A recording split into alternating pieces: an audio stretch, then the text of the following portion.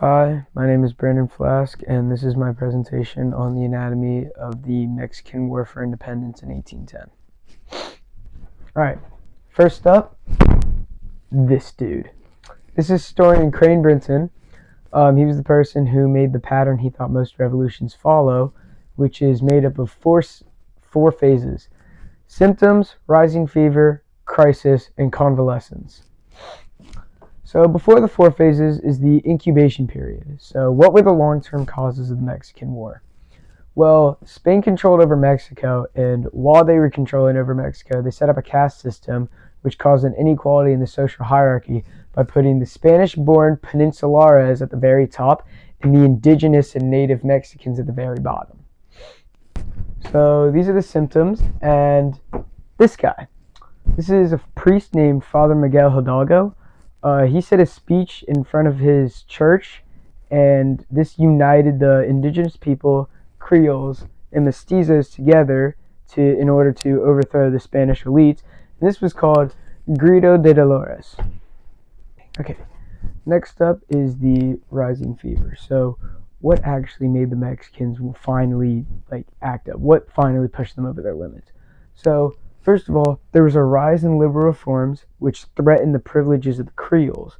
And on top of that, 2 years earlier in 1808, French leader Napoleon Bonaparte had invaded Spain, who was controlling Mexico at the time, and this left them weakened, which therefore made Father Hidalgo think that they would be vulnerable and that they should attack.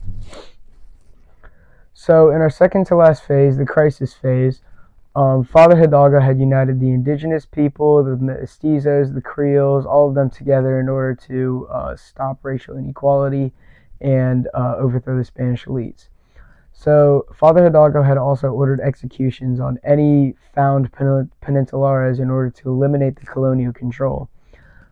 He was eventually captured and executed via firing squad in 1811, and it wasn't until his apprentice, Jose Maria Morelos, took control of his army in order to finally overthrow the Spanish elites. So our final phase, convalescence.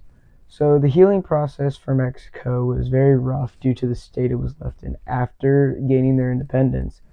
But one of the first things that happened was a man named Guadalupe Victoria had drove the emperor out and had established the first ever Mexican republic. On top of that, he was the only president in the first 30 years of the Mexican Republic existing to completely serve a full term.